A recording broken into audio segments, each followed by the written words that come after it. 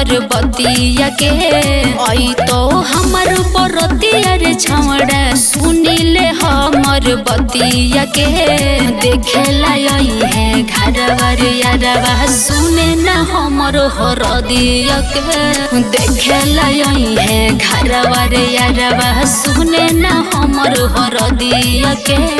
देखेला आई है घरवा रे यारवा आई तो तोर बरतिया के छौड़ी सुनिल हमरो बतिया के आई तो तोर बरतिया के छौड़ी सुनिल हमरो बतिया के डोली से आपन पहिल देखबी जाइते हमर रतिया के डोली से आपन पहिल देखबी जाइते हमर रतिया के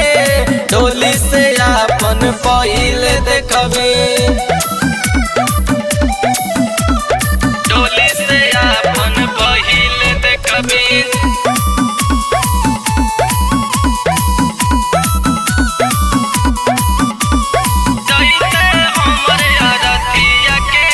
बोले नयसन सुने रे सनमा करबौ फोनमा रतिया के बोले नयसन सुने रे सनमा करबौ फोनमा रतिया के देखेला आई है घरवा रे यारवा सुने ना हमर में हदिया के देखेला आई है घरवा रे यारवा सुने ना हमर में हदिया के देखेला आई है घरवा रे यारवा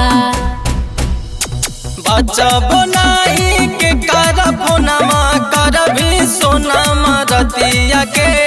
बचब नाही के कर फोनमा करभी सोनमा रतिया के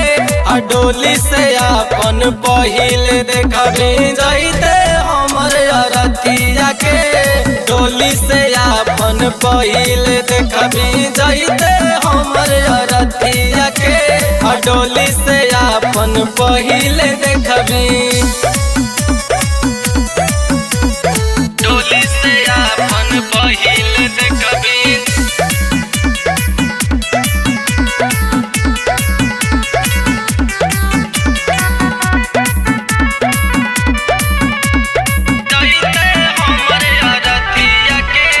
मिले लयबो फेरो रे छौड़ा बुझे न हमर बतिया के